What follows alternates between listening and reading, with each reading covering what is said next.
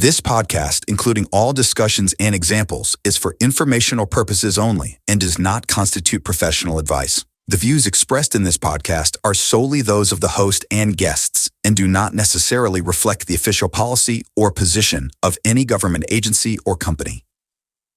Today, we sit down with Bill Burke, Deputy General Counsel at ADS, to revisit his journey from Navy pilot to attorney and how he tackles tough challenges to keep ADS delivering for the warfighter. This is From the Dive Shop. Hi, everybody, and welcome to From the Dive Shop, the podcast about all things defense. I am Jen Edwards. And I'm Patrick Shipp, and today we're really excited to welcome Bill Burke, our Deputy General Counsel. Bill's here today. He's going to talk about his time in the Navy, a little time growing up in Indiana, and then what it's like being a lawyer here at ADS. Bill, welcome. Thanks. Happy to be here. Bill, tell us a little about yourself. Okay. Well, as Patrick said, I grew up in Indiana, in a suburb of Indianapolis that was pretty much the countryside when I was a kid. It was a great place to grow up. Woods all over the place, farm country. But by the time I was a teenager, I had to get the hell out of there because that gets boring pretty fast. So I ran away to join the circus, and by that I mean the Navy.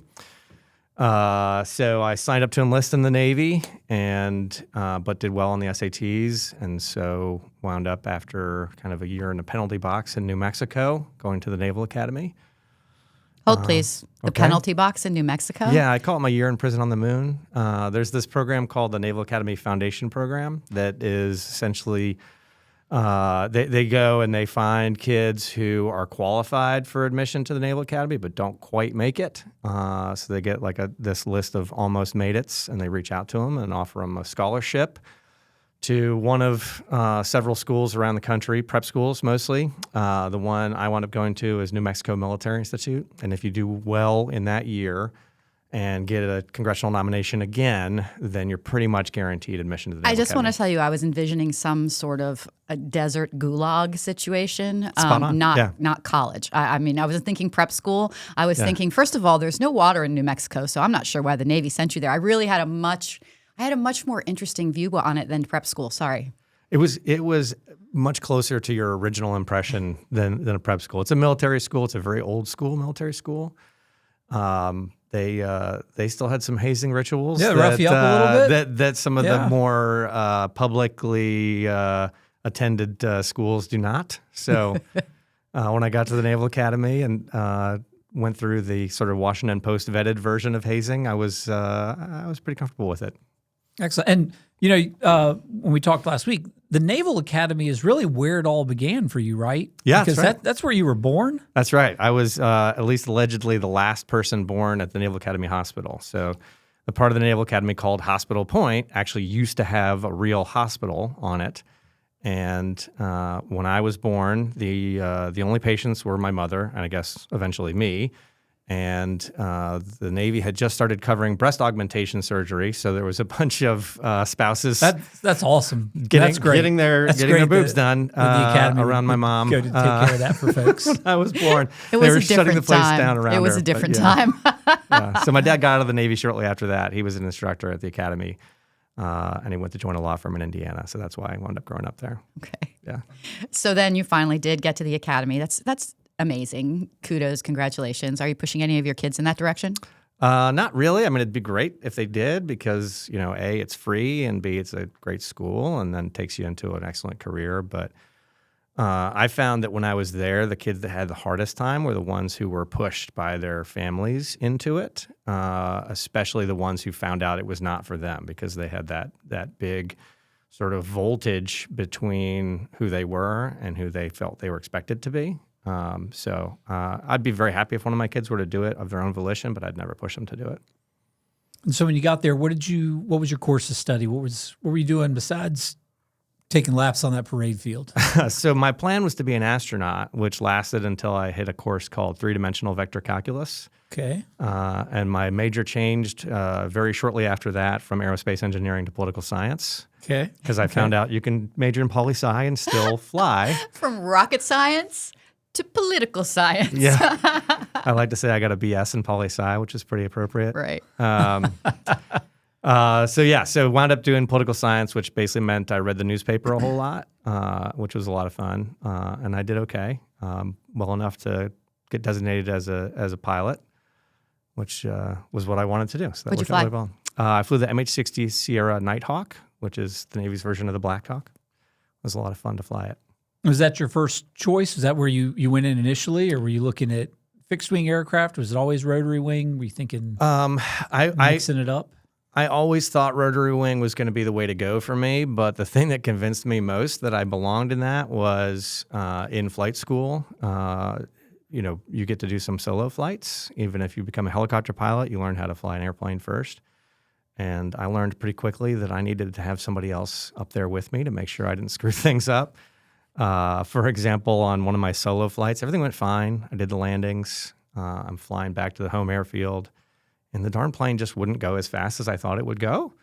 And I'm trying to figure out what's going on. I've got plenty of power. The gauges all look good, but it just wouldn't go any faster than a certain airspeed, which I can't remember. And I finally looked down at the landing gear indicator, and I realized that the landing gear are still down, and I was supposed to pull them up after finishing my practice landings at the outlying field. Is that like driving around with your emergency brake on? It's exactly like that. Yeah, it's exactly like that. My son, when we bought him his first car, the first day he drove it, he called me, "Mom, this car doesn't work." And I'm like, "What's the matter?" He's like, "It's making this weird sound. I don't know what's wrong with it. It's like stuttering." And we figured out he'd been driving around Norfolk with the emergency brake on the entire day. That's amazing. Yeah, Unlike the emergency brake thing, though, where you just take it off, if you're flying around in an airplane with your gear down and you're going too fast, the remedy is not to do what I did, which is to, in a panic, slap the lever and have those things come up at a higher airspeed than they're supposed to. Luckily, they came all the way up, but it wasn't long after that I figured out that if I'm going to be flying around in Navy aircraft, I'd better have somebody else there with me to make sure I'm not going to screw it up. So fighter pilots get nicknames. We've talked to a few and told us about the genesis of that. Do rotary wing pilots get nicknames? Yeah, but it's not as big a deal in the helo community. Is it because yours wasn't that cool? Tell us, Bill. What was it? It was Bilbo, as in Baggins. Okay. From the Shire. I even had a name tag, said Bilbo Baggins, Lieutenant Shire. Okay.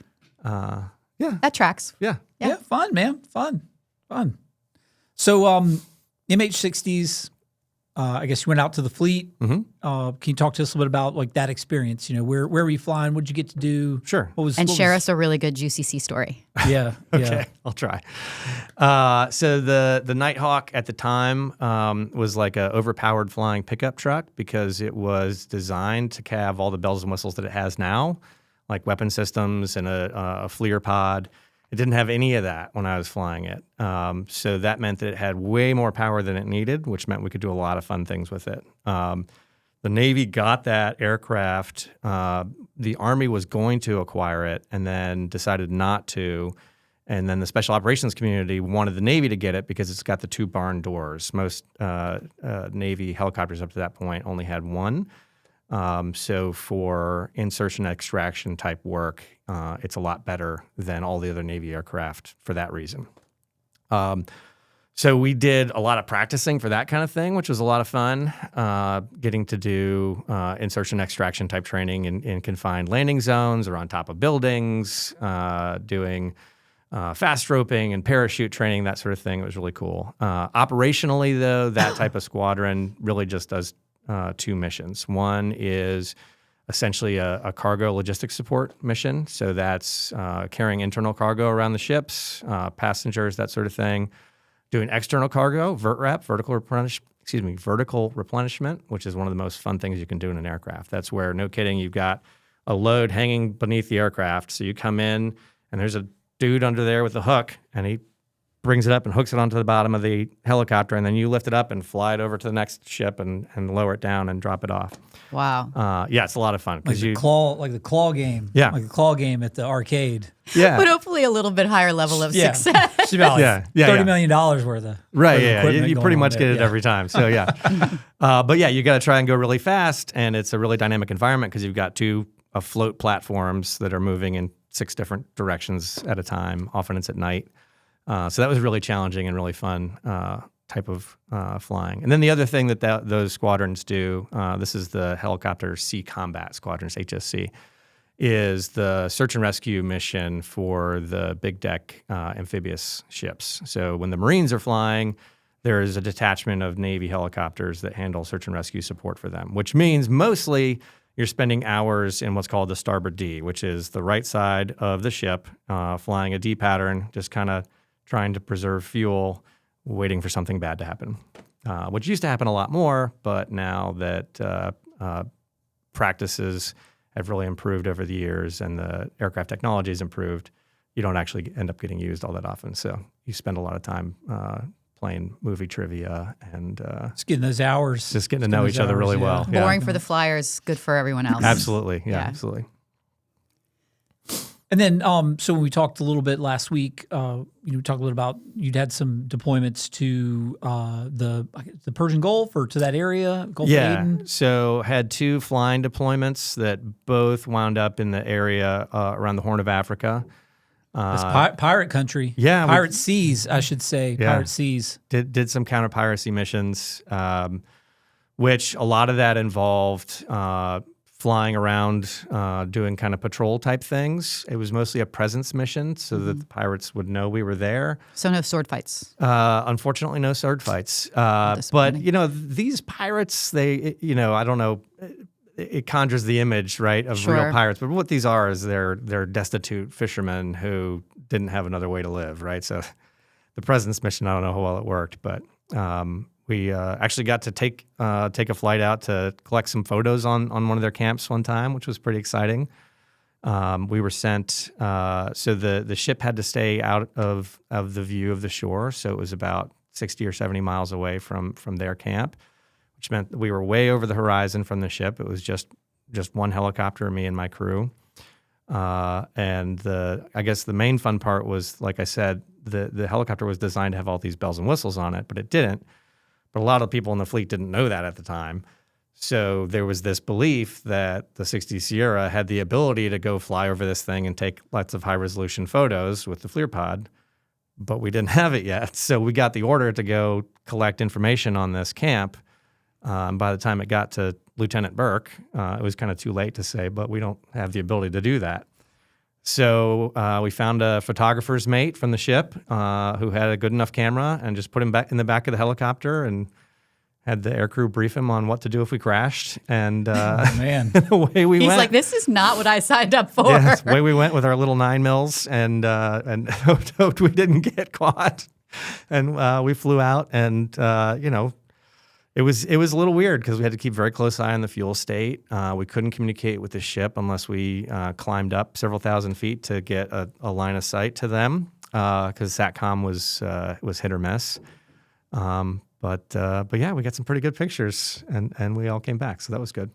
So ADS has quite a cadre of former pilots who, when they finally left the Navy or the Air Force or the Army or wherever, ended up here because this is a really natural place to come to as a veteran. Yeah.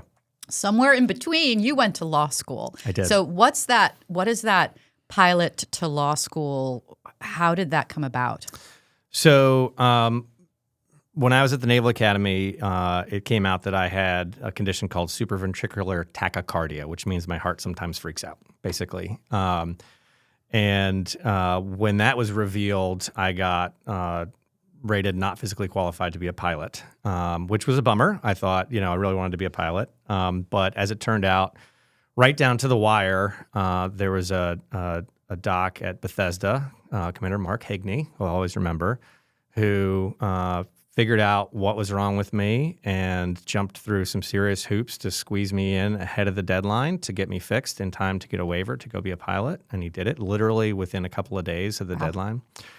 And then pulled strings to make sure I got the waiver, which was really cool. So I got the waiver, went to flight school, served as a pilot for a while. But then years later, I was on an individual augmentee deployment to Baghdad on the MNFI staff. And I was out for a run, and the palpitations came back, which I'd been warned was a possibility that about 5% of the people who have the procedure I have them come back. And I knew at the time that meant I was done being a pilot. So I kept my mouth shut about it for a while. Probably shouldn't have done that, but I did because I knew what the consequences would be. And ultimately, actually, it was on another deployment when I was on the staff of an amphibious squadron when we were off the coast of Libya, planning for Operation Odyssey Dawn there, working 20-hour days, very stressful environment, that it got bad enough that I finally had to raise my hand and say, hey, look, this is the issue I'm having. And sure enough, they sent me home, lost my flying status, got redesignated as a general aviation officer, which all of the sort of gurus that I knew in the community made clear to me that I was never going to get promoted again, and I was going to have last choice for orders, that sort of thing. So made the tough choice to resign, and the Navy was great about it. Didn't make me pay back any of the re-sign bonus that I had received, and let me out of my contract without any questions. So then I had to figure out what to do as a grown-up job. Couldn't wear my pajamas to work anymore. So I'm kind of from a family of lawyers, and I always knew that I have kind of a lawyery personality. Some people had maybe complained about that in the past. I might have been called a sea lawyer once or twice. So I applied to William & Mary because my wife at the time had made clear that I was not allowed to move to go to law school, which I thought was pretty wise. Got into William & Mary, went to law school, and wound up at a law firm in Norfolk, Wilcox & Savage. How was that experience going to law school as a man of the world, man of maturity, having been there and done that? I was 12 years older than the average age of my law school class. Most of the folks there are what I call K through JDs, meaning that school was all they'd ever done. Sure. It was a tremendous advantage, actually. Now, I had my second child was born in the first month of law school, and my third child was born in the last month of law school. So I had little kids, and I was commuting about an hour each way, which obviously that was something of a disadvantage. But first of all, it gave me motivation, and it pushed me into treating law school like a 9 to 5. So I would go in the morning, and I would work all day in the library. Even if I didn't have a class, I'd be in the library.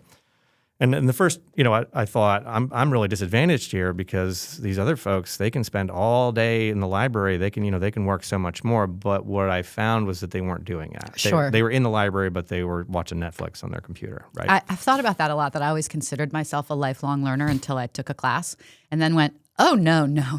I don't want to write on command. I don't want to go to a test. What do you mean I have to study? It turns out I'm done with school. I mean, yeah, I'm old, so that's reasonable. But I was like, maybe someday I'll go get like my PhD. I'm not. I want everyone to know there will be no PhD. That's it. It's over. That's too bad. I know. Doctor. I'd be such a good doctor. Yeah. You would. I know. Maybe an honorary someday. We'll see what happens. Yeah, it's tough to turn that back on. You have some sort of reflexes that you build up, of your career as a student, and then you find out that those have atrophied a little. But yeah, actually, so law school is a perfectly competitive environment. So all of the grades come down to a single test at the end of the semester. There's no homework. There's no quizzes or anything like that. You get one test, and that is the grade, and it is on a perfect curve. So if everybody does terrible, the best score still gets an A. If everybody does great, the worst score still gets a C. It's grad school, so it's hard to get worse than a C. And so what I found is that I was running while most other people were walking. I was not the smartest. I was not the best educated, but because I was working harder than most people, I wound up doing pretty well. Now, have you done any litigating? Because I feel like you would be a really strong courtroom litigator. I was a courtroom litigator for the years that I was at Wilcox Savage, which was a fantastic place to learn to do that. It's a great firm to learn how to be a lawyer because it is big enough to have interesting clients and cases, but small enough that a new associate isn't just lost in the shuffle. So I was in court within a few months of coming to the law firm, and was in court litigating things for the whole time I was there. It was a lot of fun. I have to say I'm amazed because in my brain, if you're a lawyer, you're smart. And I've seen all the lawyers on TV, and they all are really good at getting up and talking to people. And I had jury duty recently. First of all, that was just a sitch. That there's no jury of my peers, I fear, and that sounds really horrible. But it was. That's great. It was more people should say that. I mean, I was just like, wow, nobody here works. Like, it was just really extraordinary experience. However, the attorneys in this case that I was a part of, they were awful. They were really, really bad. And I'm watching them try to defend this poor man, and I'm like, well, he's probably guilty because they can't figure out what's going on. And I mean, it was just unfortunate that apparently you can survive law school and become a lawyer and really be terrible standing up in front of people and talking about legal matters. I was astounded by it. I'm sorry to hear that. Most of the lawyers I ran into while I was in court were great. Clearly, you need to sit some jury duty. Yeah, I would love to sit jury duty. They don't let lawyers do it, though. We're not technically astounding. immune, I think, but we never end up getting called. Because Okay, so now what we really care about. How much do you love ADS? No, that sounds so silly. But seriously, what brought you from that part of your career over to this one? Being a litigator is the kind of job where you are soaking in conflict, right? It's literally the job is to be engaged in conflict. And there are some people for whom it's like water off a duck's back. Like they walk out of the office and they're, super happy and calm and relaxed. I'm not one of those people. So I was taking that conflict home with me every day, which was very difficult. My marriage at the time was not doing well. And lo and behold, out of nowhere, I got a call from a headhunter who, I always took those calls because you never know. And she said the job was at ADS, working with our then general counsel, Adam Casagrande. And I knew Adam a little bit and had a lot of respect for him. And I'd heard of ADS because a lot of my practice was in government contracting. And I knew good things about ADS, so I was really intrigued. And I said, okay, I'll take the meeting. And I came over here and met with the lawyers. I met with our contracts team, Brad Anderson, Kate Kinnear. They walked me around the office, and I fell in love with the place. And I thought, this is where I need to be, absolutely. So they made me an offer, and I took it, and I've been happy ever since. Well, speaking from the standpoint of having been here a long time and seen some attorneys come and go, it's been a treat to get to work with you because you always approach things with, okay, this is really messed up, but let's figure out how to get to yes. So from the standpoint of everything I've done here and worked with you, thank you for that because it just seems like whenever we call you, even if we know we're bringing you some random crazy thing, you find a way to get to yes. So thank you for that. And to keep us on the straight and narrow, but also do everything we possibly can for the customers. So you're a saint, in my opinion. Well, thanks, Jen. But honestly, those kind of things are what make the job fun because they present interesting puzzles to me, and the outcome is almost always a win-win too, right? I mean, win-win-win because we make the deal for ADS, we get our customer what they need, and we get the supplier a path to the marketplace, and under terms that everybody can accept, which is why partially this job suits me so much better than being a litigator did, because my job as a litigator was to deal with things that had already broken, right? Things that had already fallen apart, and it's just about cleaning up the mess afterward. Whereas here, I'm helping to make things happen that ought to happen in a way that avoids problems and issues down the road. Do you have any particular things that you've helped facilitate here that you can talk about? And the answer might be no, but anything that you've helped facilitate here that you're either particularly proud of or you think was a particularly interesting and novel solution? Gosh, I don't know if I can talk about specifics, but it often is one of my favorite phenomena is where we've got a supplier who is new to the government contract world, and the negotiation starts out in a situation where everybody thinks it's not going to succeed. And, there will be some emails back and forth with comments on a document, and you can kind of tell it's getting a little testy, and maybe the deal's going to break down, that we're not going to be able to come to terms, that we're not going to be able to get the customer this supplier's products or services. And then you get on a phone call with them or Teams call, usually, because that works best. And you work through the issues. And by the end of the call, after half an hour or an hour, everybody's getting along, everybody's optimistic, everybody's excited, and you slap the table and you've got a deal.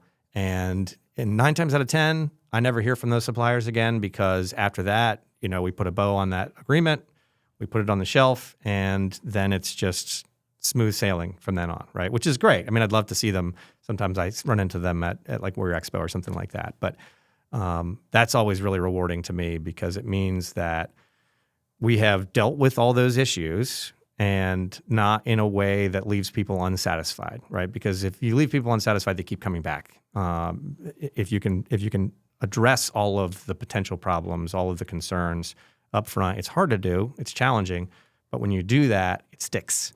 And when it sticks, that means that things go efficiently and smoothly. And the ones that you pull back from seeming oblivion, those are the most rewarding ones. We've had a few of those, so I can't say thank you enough because we try to not bother you until it's important. I mean, I'll call you all the time with the, hey, we may have messed something up. Can you help me? And more often than not, it's a quick answer. But when a deal or a relationship is going sideways, we try to do everything we can before we bring you in. You're our big guns. Well, I encourage you to not wait.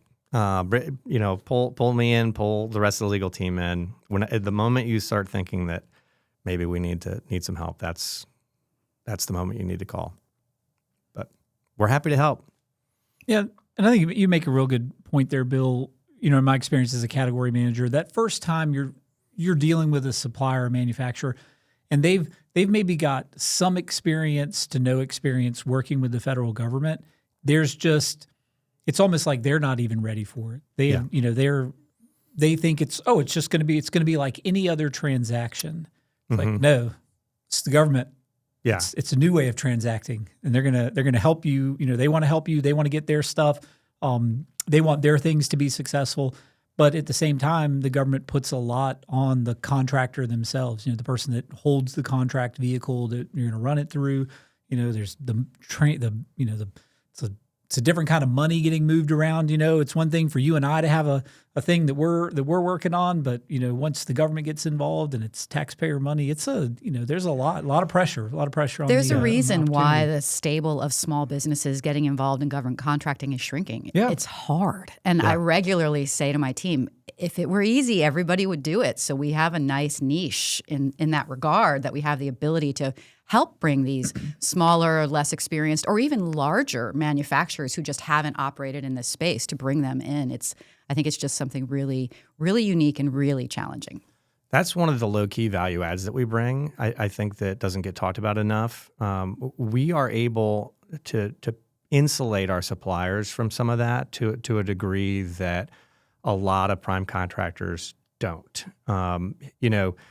Everything from the prime contract flow down documents. If you look at some of the ones that some prime contractors put out, it's 30 pages of choose your own adventure. You got to figure your way. You work your way through it. If this, then that. If this, then that. Good luck. And it's a maze. It's really difficult. Ours is very short, very simple. Partially because the contracts that we are under are pretty unique in our space, but also because we see it as important to add value by minimizing the amount of that stuff that our suppliers have to do with. If we're flowing something down to our suppliers, almost certainly because we have to. And it's so valuable that we're keeping them out of trouble. You see these things happen to other people, and I just go, we knew better than that. We would have told you if you'd worked with us on it. It's I don't know. I just am proud of what we do, and your help with it is massive. Thanks. Yeah.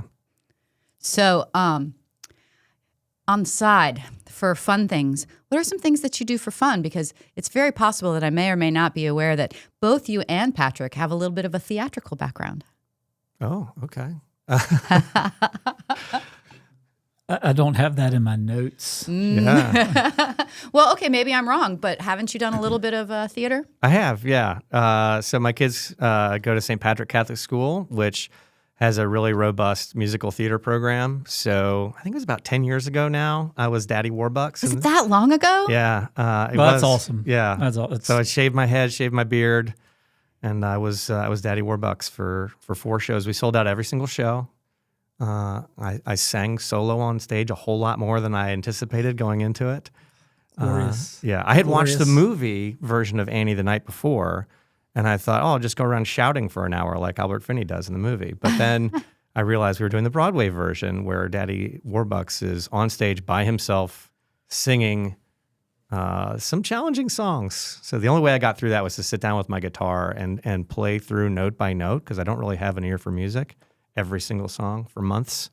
And I finally got it down. I don't know if I nailed it, but that's great. That's like some new Bill trivia. I'm going to use that somewhere. Yeah. And then a few years later, I was in Elf at the same school, and I had a couple different roles. My favorite was the mall Santa that Buddy gets in a fight with, We had a great scene for that. It was Oh, good. yeah.